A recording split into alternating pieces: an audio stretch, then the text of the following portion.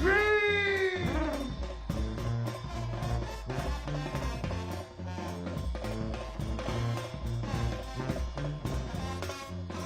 Let's have some fun, y'all. Fire drill! Fire drill!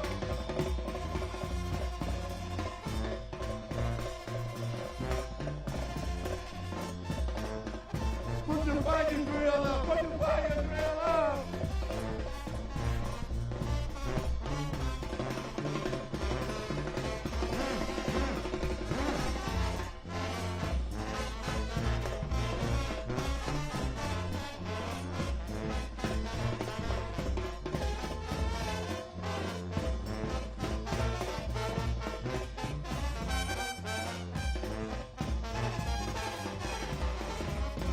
Yo, give it up for Troy, yo, give it up, give it up.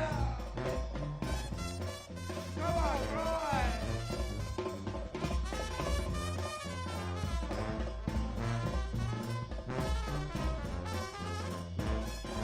Oh, yeah. Great in the world, okay. What you say, man? Great in the world, okay. Great in the world, okay.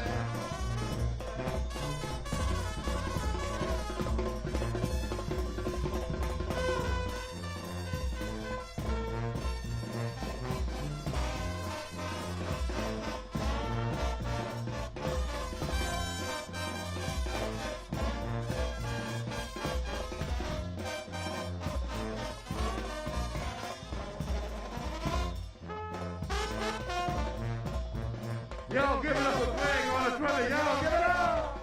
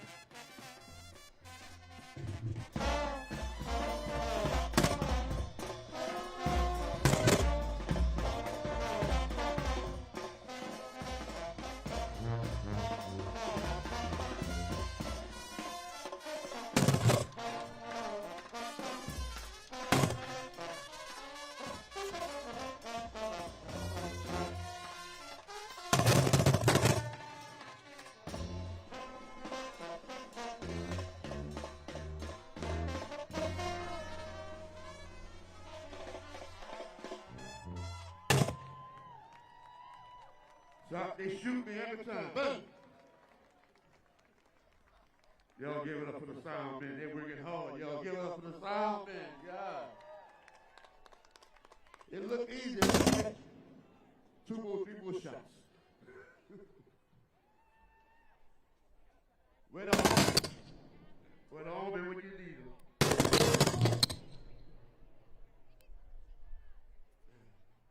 That's on my top tip. Top tip of my head, sounds I hate.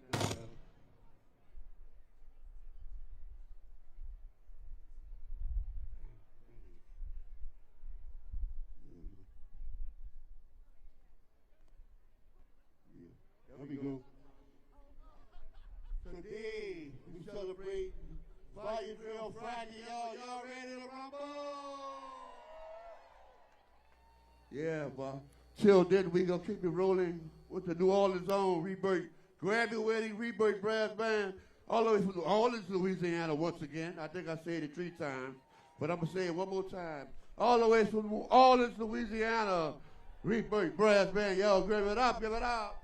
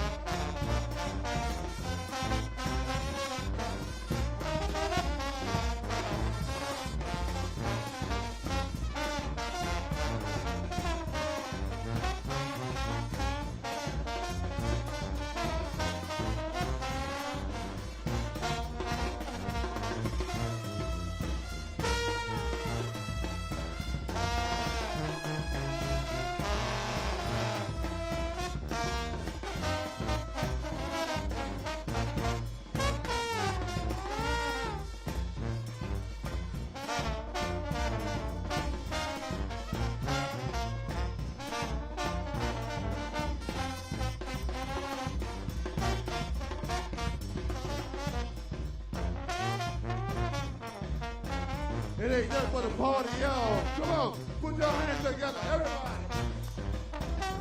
I want to see you move your head, move your feet, move up. Party on. Party on.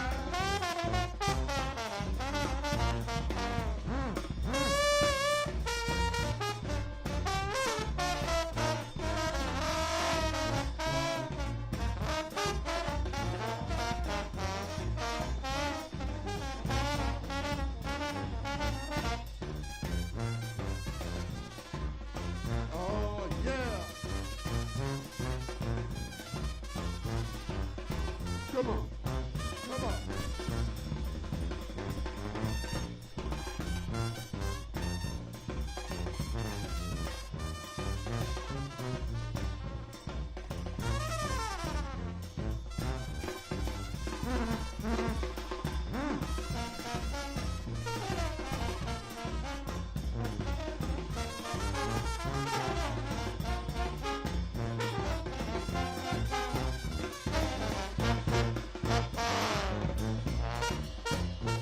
The magnificent swag on the trumpet, y'all, give it up.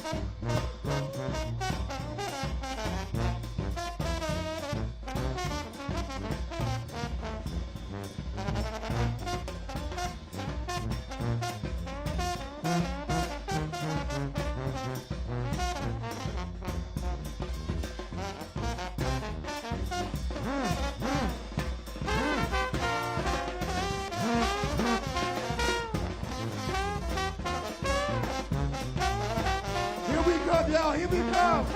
Here she come, y'all. Here she come.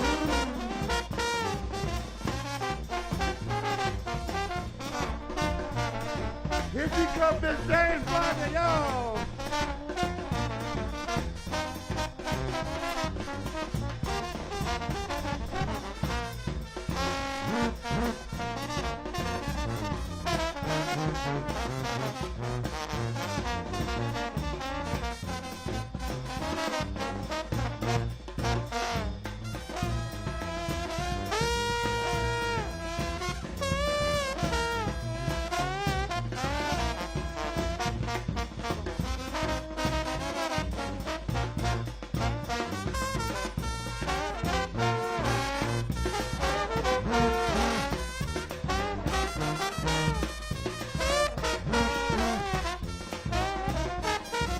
Miss Jane Fonda, y'all!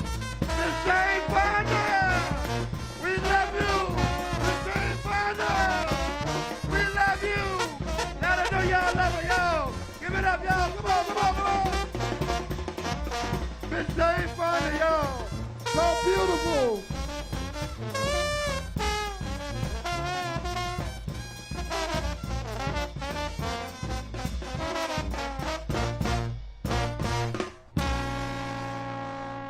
Y'all give it up. So beautiful, Miss Jane Fonda. Give it up one more time, y'all.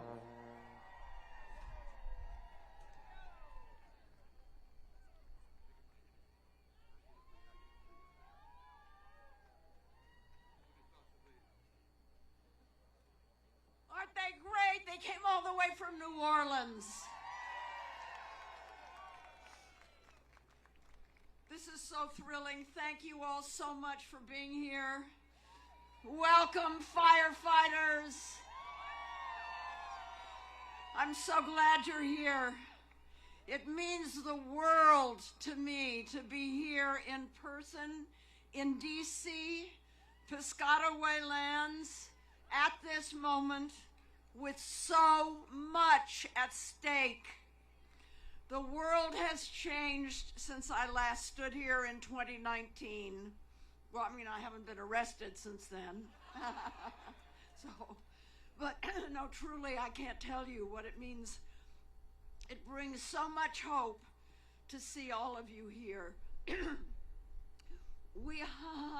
Oh, my friends from the movement, wow, we're coming together on the heels, right, of a momentous election where we organized like hell to block the red wave that all the experts were predicting. Together we defeated the most hell-bent on destroying our democracy. We defeated them. But organizing does not stop after an election, does it? We must hold the folks we got into office accountable. Accountable to us, not to oil companies. Because the fossil fuel industry never stops. And so we cannot ever stop. So thank you, thank you, thank you, thank you for being here so much. I'm so grateful. We're all gathered at an incredibly crucial time.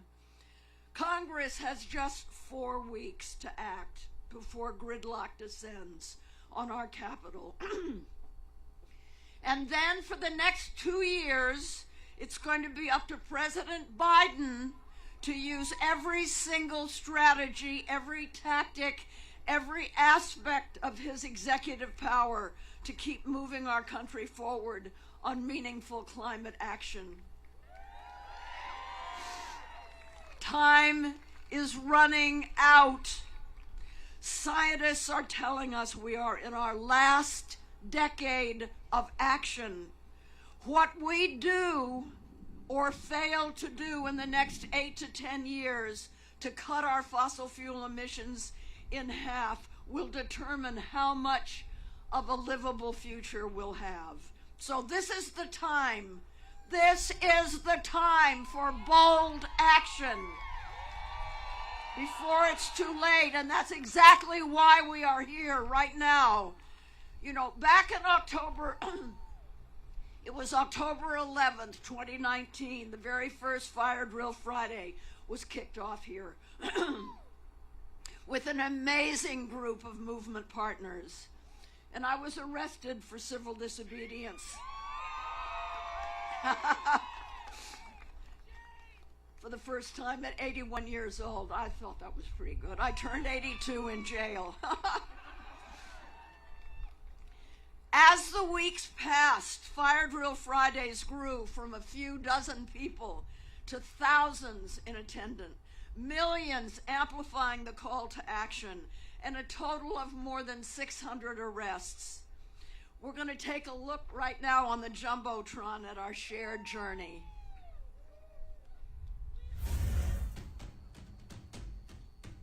We're going to be here every Friday at 11 o'clock, rain or shine or snow or blizzard, whatever.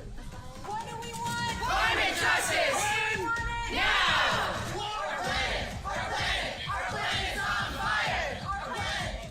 Every Friday, we're inviting experts, activists, celebrities, and the people who live in the most impacted frontline communities to speak to us. We hold the power to change the political calculus in America. We have power. We have so much power. This is a collective crisis that requires collective action. Our job as celebrities is to point, and this is what we're pointing at. We're here to honor the people on the ground, the people doing the grassroots work, the people working hard. We're gonna go raise a ruckus.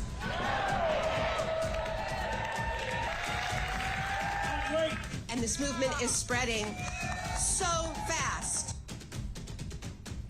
We are just getting started.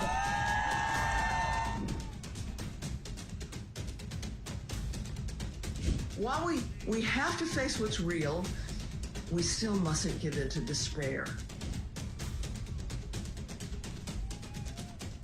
And that's why we need all of us to rise together.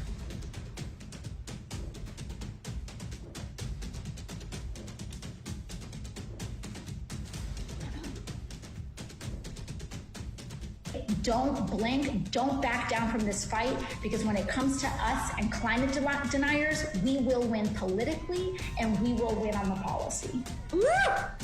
Yes!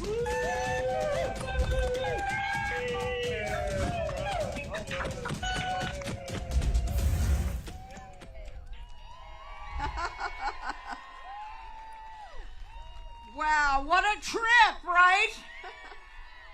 So much has changed since that first Fire Drill Friday here in D.C. when the COVID shutdown happened in March of 2020, we began to hold our Fire Drill Friday rallies virtually, and it worked. That first year, we had 9 million followers across all platforms, and 2 months ago, we reached our 11 millionth viewer. We have taught thousands of firefighters how to lobby, how to call and write elected officials and visit them when they're back home, how to sign up to phone bank and canvass with the campaigns. This was our goal, to move concerned citizens into action, into activism. Because of movement organizing in 2020, young voters, labor voters, climate voters, and disenfranchised voters came out in record numbers to stand up to everything that Donald Trump represents. The hate, the misogyny, the racism, the full reign that he and the GOP gave to the fossil fuel industry. Well, we've had a much better 2 years, right? These last 2 years. But climate scientists warn that it's too slow. The change is happening too slowly. In the recent midterm elections, we proved that taking away women's rights, attacking our democracy, and inaction on climate all have consequences. This is what we showed them. We defeated all of the right-wing Secretary of State candidates. Yes. We won key governor's races and legislative races, and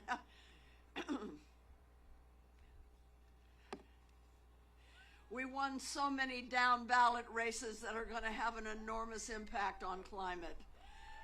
Now, the Democrats, as you know, held the Senate and are poised to gain a seat if we win on Tuesday in Georgia. And here's the best news, not if, but when we win in Georgia, we will dethrone Senator Manchin and his unilateral veto power. Right? I mean, that alone is worth dancing in the streets for. Don't worry, I'm going to be coming back to Mr. Manchin in a moment. Yeah, we lost the House, but by a tiny margin compared to what we were worried about. The fact that Democrats got so close despite the odds is no small feat. This happened, we've got to keep remembering this, it happened despite increased efforts to block voting, new gerrymandering districts, and fossil fuel interest spending an average of $4.3 million per Senate seat and $500,000 per House seat to support their puppet candidates. All of this proves that Americans are more aware, more outraged, and more committed to stopping the madness. Extreme hurricanes, floods, fires, these are worsening. In 2022, heat waves broke records in the US and all over the world. Data has proven that the world already has more fossil fuels under development above ground than we can safely burn if we want a livable future. Show of hands, who wants a livable future? All right. All right, there you go, and you're not alone. Despite big oil's relentless and well-funded disinformation campaigns, public opinion has reached unprecedented levels of support for climate action. 3% of Americans polled, representing 8.6 million people, even say they would commit civil disobedience on climate if someone they liked and respected asked them. So I say, hey, come on down. Come on down. Moving people, this is what Fire Drill Friday is all about, moving people from being alone and concerned to being together in action, right? I want to make a couple of points very clear because there's a lot of misunderstanding about what the movement demands are. As I've traveled the country supporting climate champions running for office in red states, I realize that we need to stress the fact that we're not talking about immediately stopping fossil fuels, right? There's been huge progress on the green energy front, but it can't yet take on the full burden of energy, providing energy for the United States.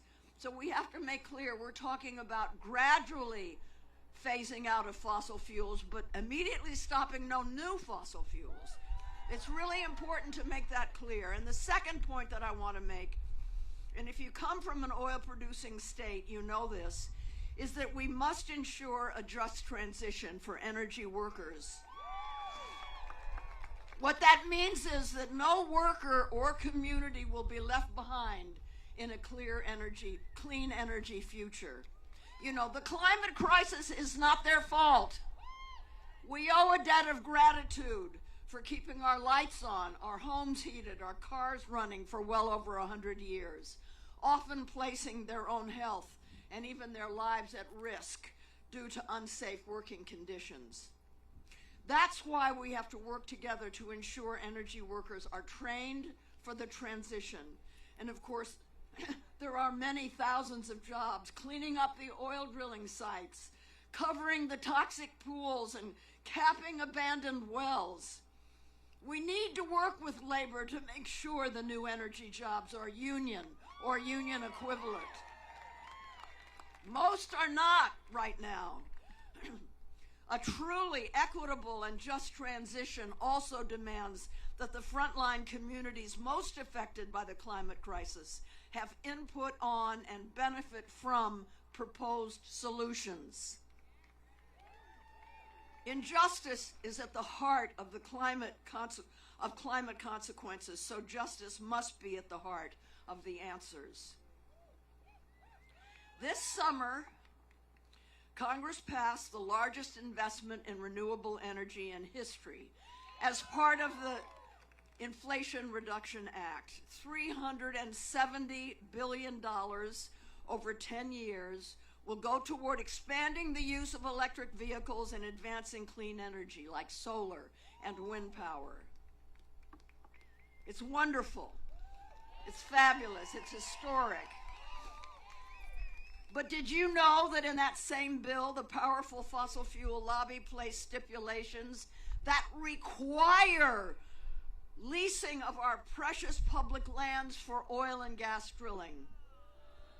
Yeah, that's in the bill too. Like I said, they never stop. And it gets worse. To get Senator Manchin's yes vote on the IRA, Senator Schumer promised Manchin a future shot at both gutting bedrock environmental protections and fast-tracking drilling projects across America. This is what we're calling the dirty deal. Shocker. Oh my word. Senator Manchin is the #1 recipient of fossil fuel campaign contributions of any senator, Republican or Democrat. Well, that explains a lot. So it's no surprise that the leaked draft of the dirty deal had the American Petroleum Institute's watermark on it. Stamp of approval. The dirty deal locks vulnerable communities into decades more pollution, silences public input, and sabotages our climate goals. It's their dream come true. But just a few short months ago, in an historic effort led by environmental justice groups, including many getting arrested, and with the help of many allies in both the House and the Senate, we blocked the dirty deal. Yeah, but as I said, they never give up, and at this very moment, they're trying to sneak the dirty deal into must-pass legislation before the end of the year. Congress must reject the dirty deal once and for all. Yes. And before we close today, I'll tell you how you can help call on Congress to do everything in its power over the next 4 weeks to stop the dirty deal in its tracks forever. Okay, so stay tuned. So, another thing is, it's up to Biden right now, right? I mean, it's all going to be up to him, and we're calling on him today and every day to declare a national climate emergency. The United States remains the single largest producer and exporter of oil in the world. Fossil fuel companies still receive billions in subsidies and tax breaks from the federal and state governments. Upon the declaration of a climate emergency, President Biden can generate millions of good-paying union jobs by increasing domestic manufacturing of renewable energy and electric cars. He can stop issuing drilling permits and cancel leases on public lands. He can reinstate the crude oil export ban, and he can reject liquid natural gas export terminals. If ever there was a time for a president to take advantage of his full power, this is it. Delay is the enemy. We voted in November, and today we are in the streets, and tomorrow we must organize and build our movement bigger and more bold and brave than ever. Our leaders in Washington and our states must hear us every day. Every day. Why? Because the fossil fuel industry never gives up, and neither can we. Yesterday, I lobbied on the Hill against the dirty deal. Every single official, every official that I met with, including Speaker Pelosi, said to me, "Keep rocking the boat, make noise. We need opposition out there. We need you to be loud. Get louder." This is very important. We've been given our marching orders from the inside. They need us. We have to be triple, quadruple. We have to keep growing our numbers. And lucky for us, we have the most incredible comrades to fight together with, and some of my favorites are here today.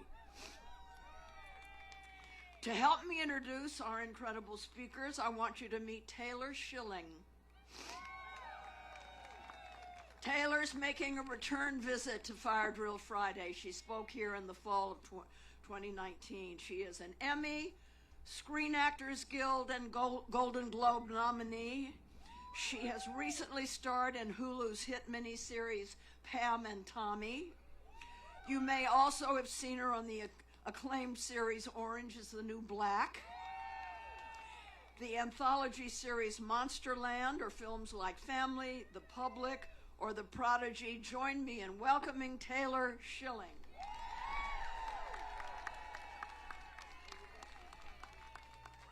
Hi, I'm so excited to be here supporting all of you. We're in this together, and Jane and all of these incredible activists that I'm so excited to introduce to you. First up, we have Senator Merkley.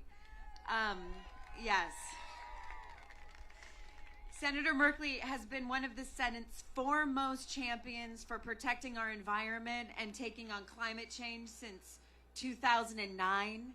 He won bipartisan support to boost the Green Climate Fund, has used his seat on the Senate Foreign Relations Committee to promote American climate leadership on the global stage, and has led the fight in the Senate against Arctic drilling. Senator Merkley introduced the Keep It in the Ground Act to completely end new fossil fuel leases on our federal lands and waters.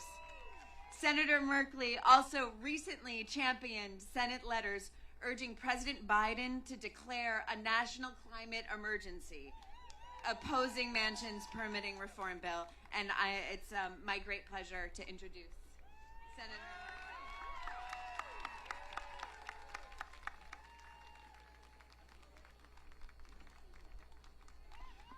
Well, hey, are y'all fired up to stop fossil fuels? Well, I'm glad to hear it because Oregon, the most beautiful state in the country, sorry. Any Oregonians here? All right there, yes.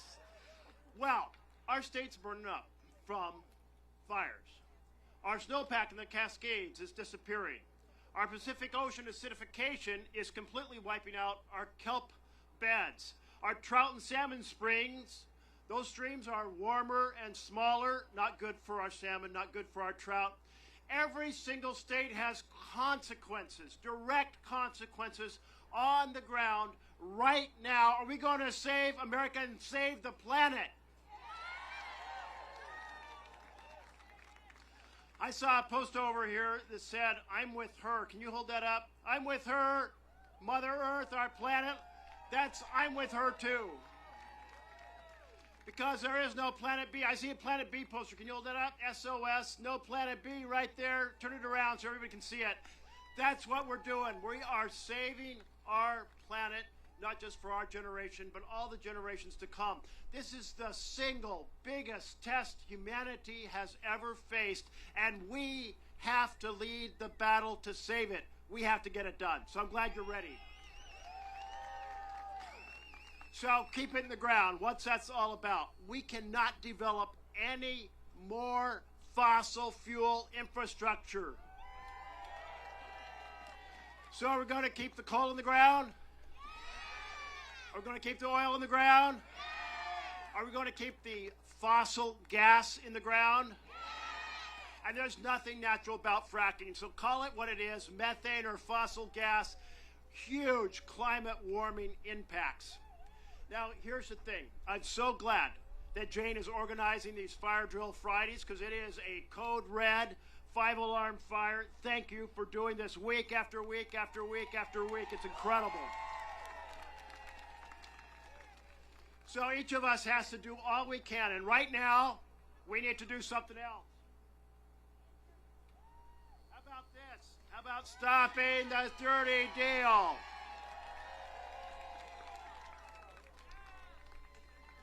You know what's in that dirty deal? The Mountain Valley Pipeline for fossil gas. And it would mow down every single environmental law in the process. Not good. It says they would move the court of jurisdiction from one court to another to a favorable place so they could sustain that mow down of environmental laws. No way. So we got to keep it out of the Defense Authorization Act. Go up to Capitol Hill and tell the House of Representatives and the Senate, hell no, no dirty deal in the Defense Authorization Act. And no dirty deal in any continuing resolution or any other budget bill. So folks, time is short. We're really in deep trouble already. We have to move faster. We have to move bolder. That's why we need President Biden to declare a climate emergency. Use all the powers of the federal government to respond to this biggest test of humanity.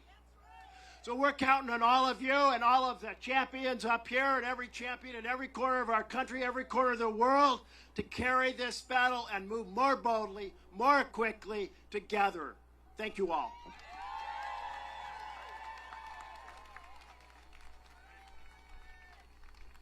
You have no idea what a brave champion Senator Merkley is.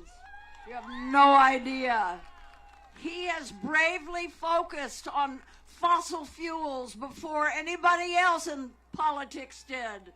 You know, you can talk all you want about wind turbines and solar panels and electric cars, but if you don't talk about fossil fuels, you're trying to bail out a sinking boat without plugging the hole. Right now, that senator is circulating a letter asking members of the Senate to sign on in opposition to the dirty deal. So thank you, Senator. Thank you so much. He's one of a kind. Our next speaker is Maria Lopez Nunez. She grew up in Brunswick, New Jersey, and remembers being displaced multiple times by racism and violence which is what sparked her commitment to fight extractive industries and end sacrifice zones once and for all. The iron-bound district of Newark, New Jersey, where she resides, is predominantly Black and Latino and is one of the most toxic neighborhoods in the country. In her role as Deputy Director of Advocacy and Organizing of Ironbound Community Corporation, the ICC, she challenges the current political system and holds power brokers and polluters accountable while fighting for the environment. And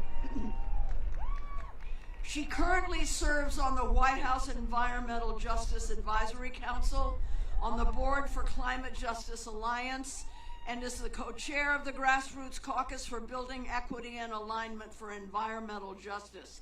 Please welcome Maria Lopez Nunez.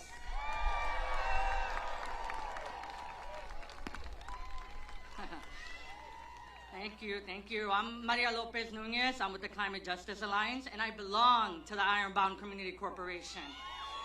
So, to tell you a little bit about my neighborhood is 4 square miles, all right? Just 4 square miles.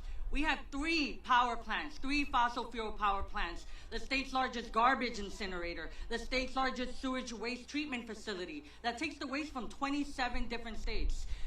The garbage incinerator, most of that trash comes from New York City.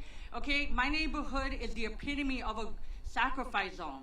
During the Vietnam War, when we were producing Agent Orange, we were producing it in my neighborhood and then dumping the dioxin into the river, making it the longest Superfund site in the country, 17 miles of a Superfund site. And that means polluters must pay.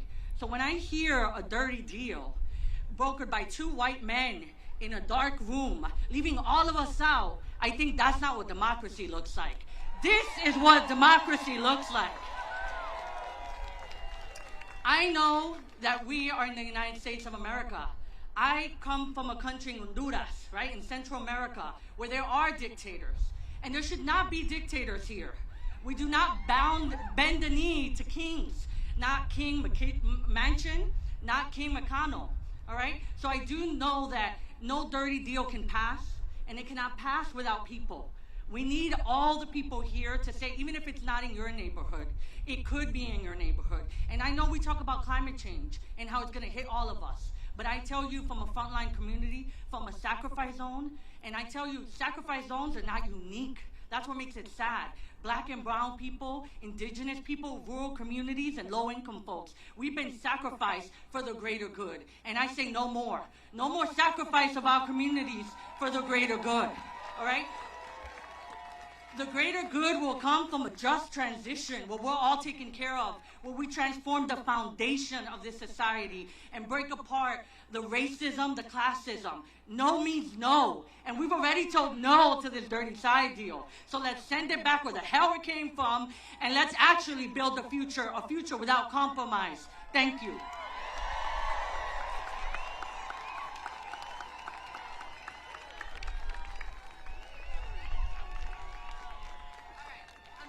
Incredible. Thank you, Gladiator. All right. Now, as I introduce Representative Raul Grijalva, our incredible event volunteers will be handing out bells that you're going to be using later in the program. Don't use them quite yet. Wait. We'll ask you to ring the bells in just a bit. Now, I would love to tell you about the incredible Representative Grijalva. He began his career in public service as a community organizer in Tucson. 4 decades later, he continues to be an advocate for those in need and underrepresented voices. He has served in the U.S. House of Representatives for Arizona's 7th Congressional District for 20 years. And in 2018, became chair of the House Natural Resources Committee. He also serves on the Committee on Education and the Workforce and is the chairman emeritus of the Congressional Progressive Caucus, as well as a long-standing member of the Congressional Hispanic Caucus. He authored a letter championing the opposition to Manchin's permitting reform deal and introduced the landmark Environmental Justice for All Act. to fund environmental justice priorities. It's an honor to have him with us. Thank you. Well, first of all, pardon the sound of my voice. Let me first thank Miss Jane Fonda and her tenacity, the tenacity and commitment of the people allied on this cause, the activists, and all the organizations that brought the issue of climate change to the point that it needed to be one of urgency. And I want to thank her for that.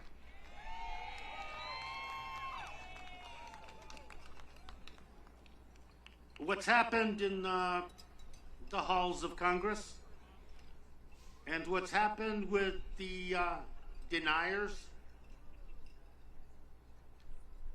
the people afraid of science and fact that happen to be members of Congress and senators, what's happened to them is that they don't deny. They avoid, and they try to derail efforts to address the urgency of climate change that this country and this world faces. That's what they try to do. And they're going to try to do it again. Because this Manchin dirty deal, unfortunately, is not unique. There have been other dirty deals that compromise the future health and well-being of the American people for a profit margin. There have been other deals that have sacrificed the public health communities across this nation because they were dumped on, marginalized, and discriminated against. And we cannot address the issue of climate change if the balance of power is such that gas and oil control the agenda. And what happened in this last midterm is a wake-up call for all of us. A wake-up call that I hope everybody in Congress, and we lost the majority in the House. I won't be chairman of that committee, but my colleagues, the Democrats in that committee, are going to make sure that day in, day out, the fundamental issue facing this nation is climate change, our lack of urgent response, and the need to begin a transition immediately. And I say that, and that's going to be our agenda. And we want, because I am convinced that come 2024, when we stabilize sanity in our democracy, when we begin to return the legitimate power to people,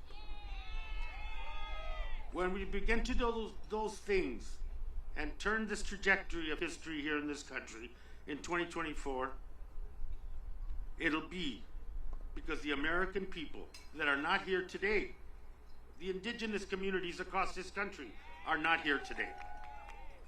The pre-K kids, preschoolers like my grandchild are not here today. And who's not here today are the poor.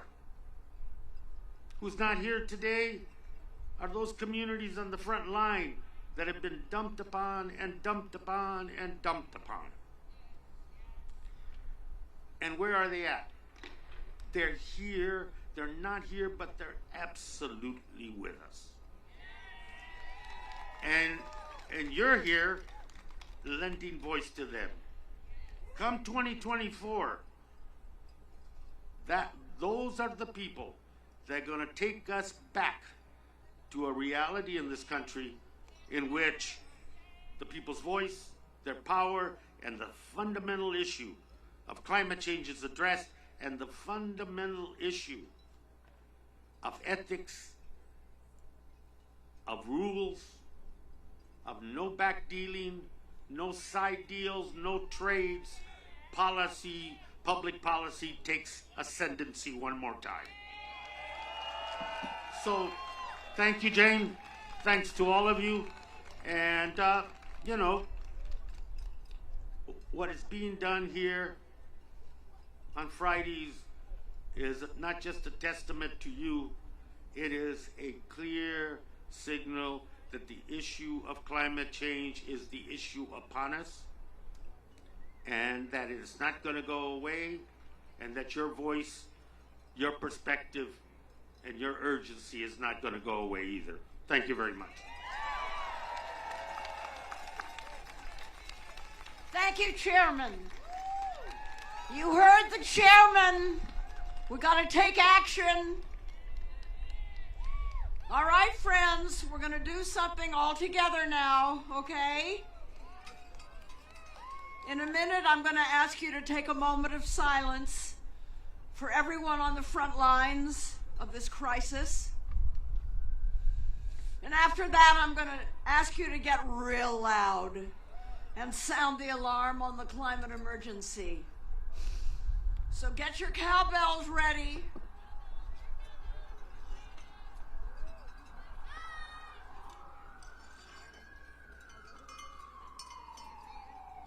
Get your cowbells ready. Be sure to hold your signs high because we're going to take a picture. Not yet. We're going to take a picture.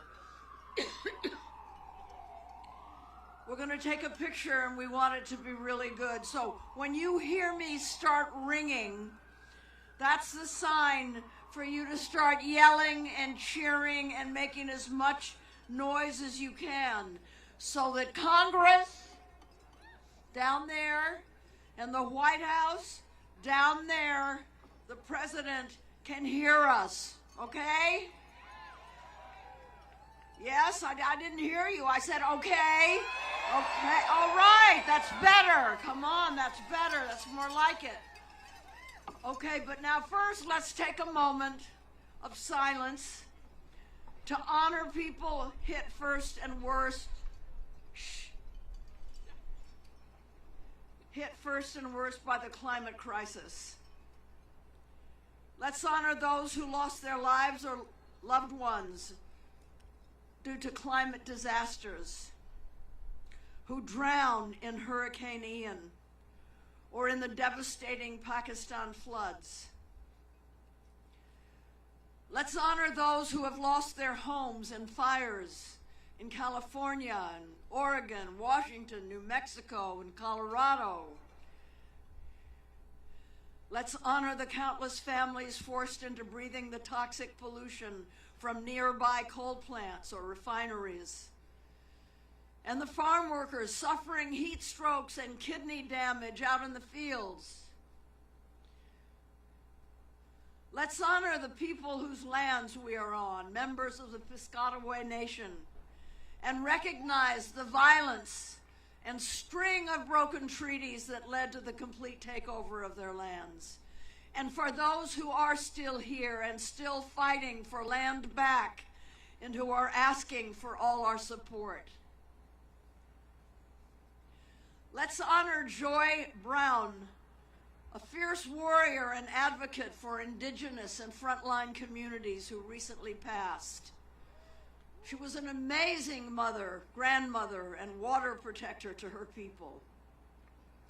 And let's honor Representative McEachin, who passed away just days ago, much too young, who for decades lifted up and fought for environmental justice communities in the halls of power. This is a fight that Representative Grijalva is continuing, and I thank him for that. And finally, let's honor the children and grandchildren and those yet unborn who will bear the brunt of the crisis that they didn't create. Here we go, a moment of silence.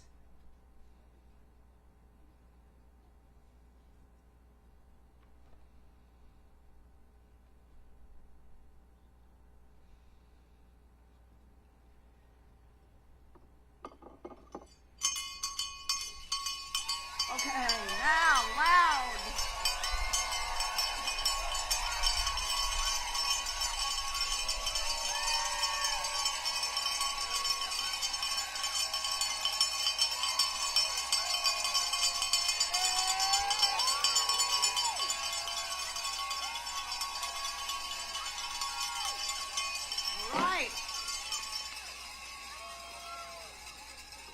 think they heard us, don't you? Now I want to introduce my friend who spoke at the very, very first Fire Drill Friday here in D.C. in October of 2019. Jerome Foster II is the 20-year-old White House climate advisor, environmental justice activist, and emerging technology developer. He advises President Biden's White House Environmental Justice Advisory Council as the youngest ever White House advisor. Jerome served as intern for the late Honorable John Lewis when he was 16. Served as board member for the D.C. State Board of Education at 15. He's co-founder at Wake Up, which is an international communication to community impact charity. Okay, please welcome Jerome Foster.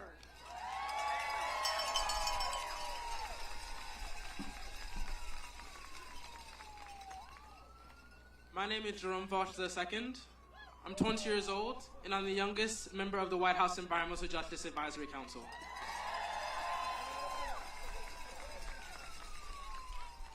Today, my heart is full to be with you all today, and to be with friends, and to be with fellow disruptors who have been organizing for years for environmental justice. But at the same time, I have a feeling of frustration because we're here again fighting for what should be the human right to clean air and non-toxic water. But today, I want to talk about the long-lasting impact we will have as a movement by continuing to stand here and to represent those communities facing the pollution burden right now all across this country. Right now, everywhere around the world, young people have risen up. For over 100 weeks, young people have rose in the millions demanding climate justice and demanding that elected officials take real climate action that has equity and justice and actual real loss and damage funds for communities that are dying while they sit there and have champagne and drinks while people are drowning because of their greed and corruption. We say no more. I am here not just representing myself, but my generation, and for thousands of young people that after all of us pass here today, we will be left with the ravages of inaction. We will be left with what we do and do not do in this decade.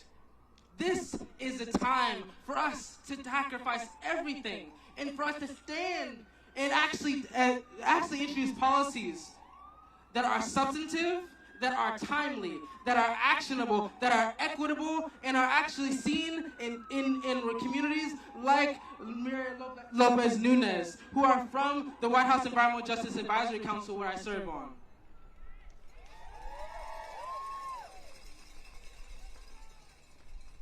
And most of all, I want to have a message to Republicans, to people that are on the other side that often don't hear our calls.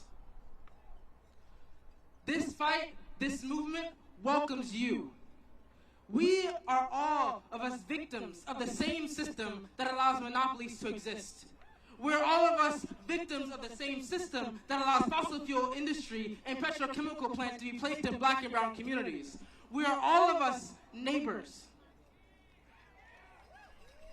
There are Republican and Democratic neighbors that live in Cancer Alley, where 156 petrochemical plants were placed there because of decades of environmental racism that leave them with cancer and are dying every day because of the fact that we are not united in this fight.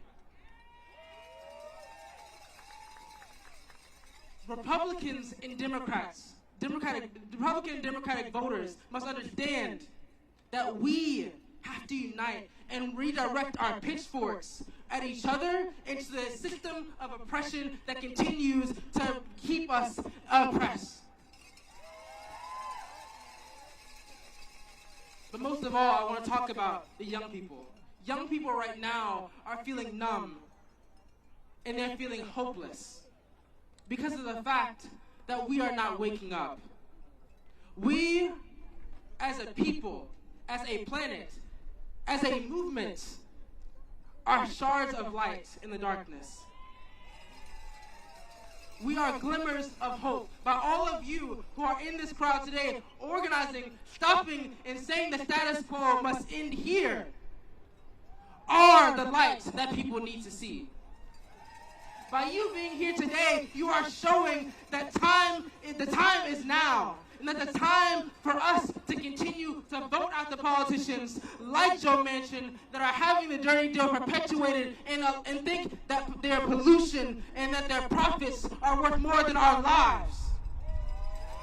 They chose pollution over their children. They chose profits over our future. And we are tired of having to come here and demand the bare minimum. I'd like to thank Jane Fonda and Greenpeace USA and for Fire Drill Fridays for organizing us here.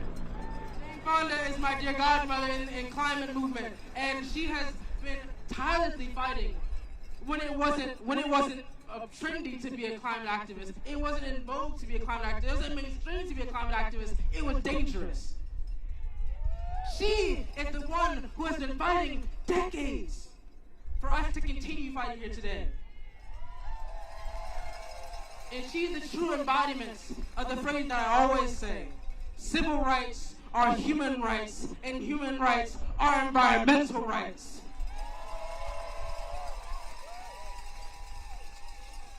And to all the young people that are watching this and are feeling hopeless, join us. Join us. And come outside and start climate striking. Start coming to Fire Drill Fridays. Tune in, join in, and lead into this movement so we don't have to sit here in 2070 fighting for clean air and non-toxic water. And I have a chant. Act with urgency. This is a climate emergency. Act with urgency. Act with urgency. Act with urgency. Thank you.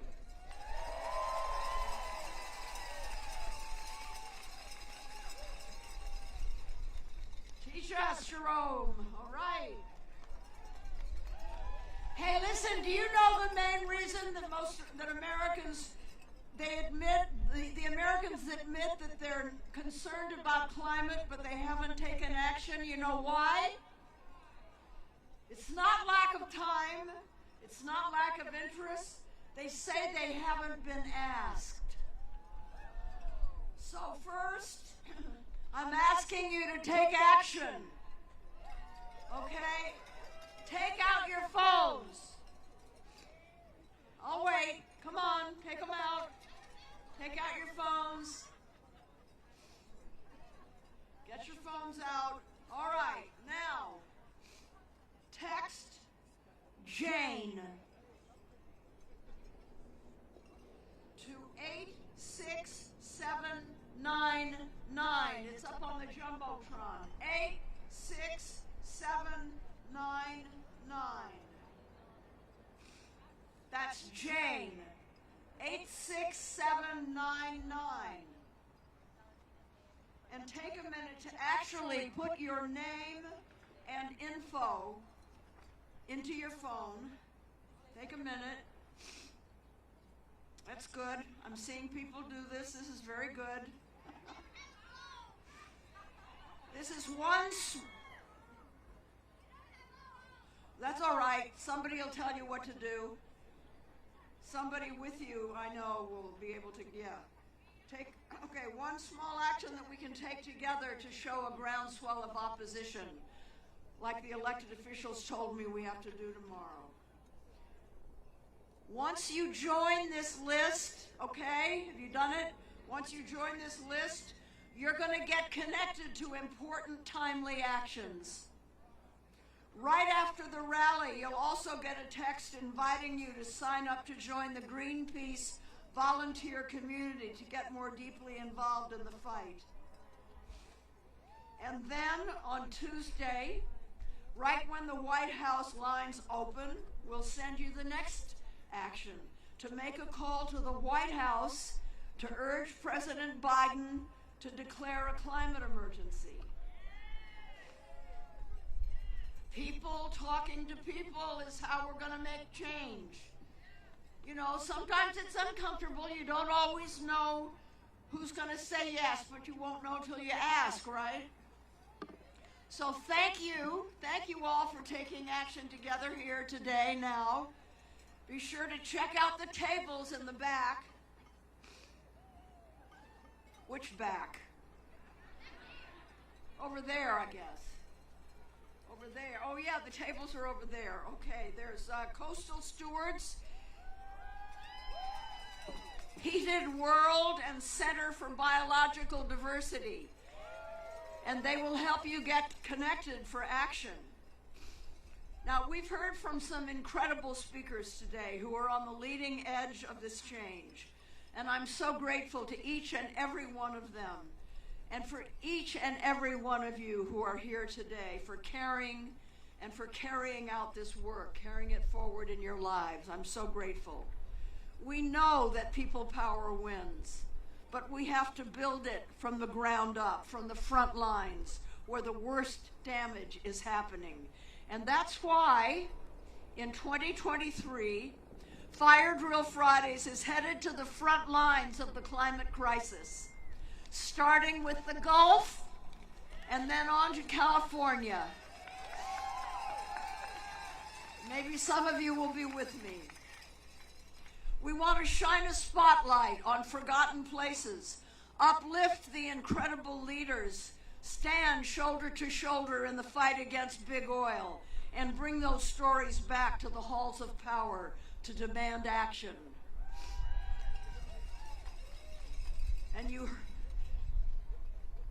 as you're going to hear from our next speaker, the Gulf is the cross-section of everything that we've talked about. It represents the heart of oil country with massive fossil fuel infrastructure, mostly for export. It's on the front lines of environmental justice and racism, with low income and communities of color plagued by pollution, respiratory disease, and cancer. It's on the front lines of extreme weather, fierce hurricanes, flooding, and heat waves. And infuriatingly, the Biden administration just green-lighted yet another crude oil export terminal in the Gulf.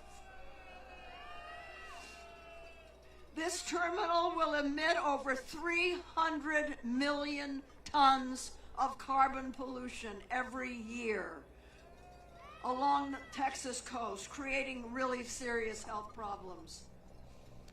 That said, the Gulf has the potential to be on the front lines of real solutions. Fire Drill Friday is going to communicate communities on the Gulf that have been written off as sacrifice zones. Because to make the kind of change we need and to build the kind of movement we need, we cannot condone sacrifice zones. If big oil wins in the Gulf, we all lose. But if we can make headway to forge a new path to clean air, clean water, justice, and good-paying, clean energy jobs in the heart of oil country, man, we can do it anywhere. So stay tuned. You can always go to firedrillfridays.com/take action to find out what we're doing and where we are. And also tune into our virtual Fire Drill Fridays the first Friday of every month at 11 a.m. Pacific, 2 p.m. Eastern. And now,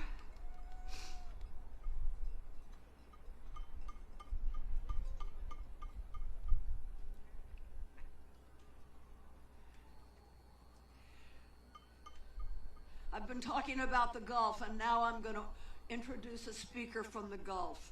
Rasheda Ozain is the organizing director of Southwest Louisiana, Southeast Texas for Healthy Gulf, and is currently organizing against the oil and gas build-out in Southwest Louisiana and Southeast Texas. She also founded and directs the Vessel Project of Louisiana, a mutual aid and disaster relief organization in Louisiana. Rosetta is also, dig this, a mother of 6 children. and her children are the reason she's fighting so hard to save this planet. Please welcome Rashida Ozain.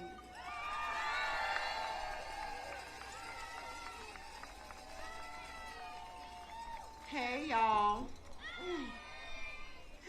You know, I always come to the podium as me, as Rashida, as a black woman from the South who is a mom of 6. That's who I am. That's who I represent. I also represent every community that looks like me. Black, brown, indigenous, people of color communities, environmental justice communities, climate injustice communities, social injustice communities. Those are all the communities that I stand here and represent. Those are also the communities that for decades have been overburdened by the fossil fuel extractive industries. I'm a mom, and what we need in this fight is moms. We need moms. Moms know what to do. That's why I'm also an organizer for Moms Clean Air Force. Moms know how to get the job done. We figure out solutions when there aren't any solutions.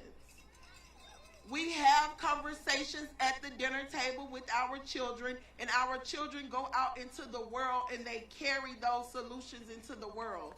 When I was sitting here, I was a little bit intimidated by the crowd and by the speakers before me, but I looked out and I saw this young person right here. And I heard these 2 girls here, and they kept screaming, "I don't have a phone, I don't have a phone." And it immediately made me think of my children who I left hundreds of miles away in Southwest Louisiana, who are at school right now. I left them home to come here because this is how important it is for me to be here to fight. My children and I, we lost our home to Hurricanes Laura and Hurricane Delta, and we were homeless. I never in my 38 years imagined being homeless. For me, it was the scariest thing, not even because I didn't have a roof over my head, but the one job that I'm responsible for doing every day, which is protecting my children, I really didn't have a real clear way of knowing how I was going to protect them. And so when we were in my van and I didn't know where we were gonna go, I was so afraid for my children. And as I tried to find help for my kids, I realized I wasn't the only mom who was out there in that same position. So many people in Southwest Louisiana had lost their home. It was so many newly homeless people, folks who were okay the day before who were now homeless, didn't know where they were going to sleep, sleeping in their cars, sleeping in travel trailers, sleeping in tents under the bridge. And our mayor and other officials were acting like it was okay. They had money to go to hotels. They had money to evacuate. They did not think about the poor, low-income folks who could not leave, who didn't have resources. So I went to the streets and I started finding those folks, and we figured it out together. I took money that I did not have, but thanks to the stimulus check, because you know I have 6 kids, so y'all know my stimulus is kind of big. I took that stimulus money and I started paying for hotels for people. The word spread and it started like it started to snowball, and people started donating money and cash apping money, and we ended up putting over 300 people in hotels. That's what people power does. That's what we can do when we work together. That's what happens when you get rid of the bureaucratic bullcrap. That's what happens when you get rid of the red tape.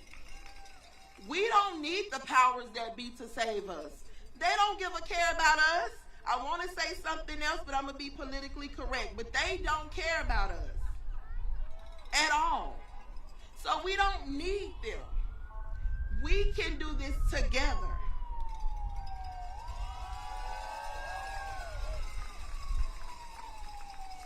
Whenever I'm in these meetings in the White House and in the Senate or whatever, and they have me there as a frontline black person in the room, you know, they always say, it's so hard. Oh my God, we're trying to help. It's so hard. We you know, we're in the minority. I wake up in the minority. I cannot not be the minority. It's hard for me to breathe every day. It's hard for me to find clean drinking water in my community every day. It's not hard for you to make a decision. You make a choice to make that decision. So they always like to ask, well, what can we do? We've given them things to do over and over. What you can do is break free from plastics. What you can do is keep it in the ground. What you can do is stop the use of fossil fuels. Put more green jobs into our communities. Come to our communities, see us, meet with us, bring more of our community members to the table. Let them make the decisions. We're the closest to the problem, so guess who has the solutions?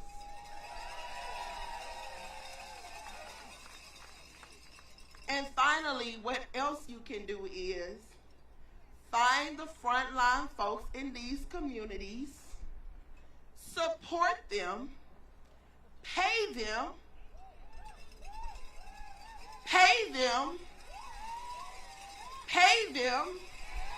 because this is a job. All of the communities that we fight for, because of the intersection of issues that we constantly face, we're not just fighting oil and gas, folks. People are literally dying every day. And it's not just at the hands of oil and gas. We're fighting social injustices. We're fighting health crisis. You cannot fight one thing without fighting the other thing, because all of these marginalized communities have been overburdened with so many things for so long that when you go in and you try to fight one thing, guess what? Their whole life is still crumbling down. You can't knock on somebody's door whose lights are getting cut off and say, fight Commonwealth. They don't they don't care about Commonwealth.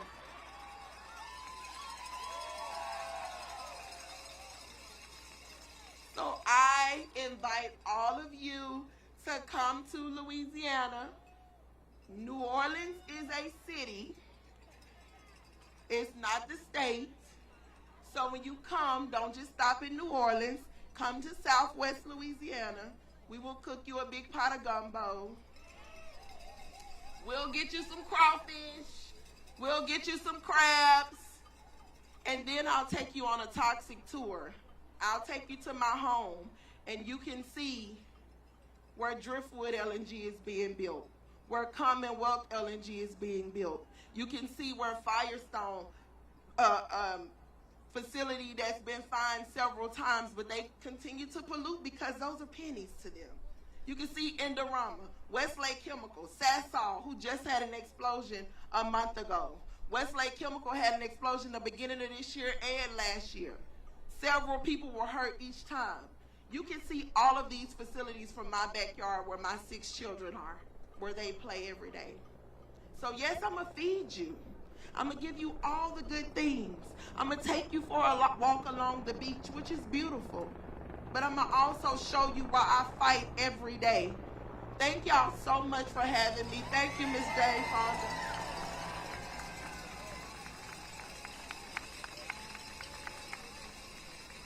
Thank you, Rashida.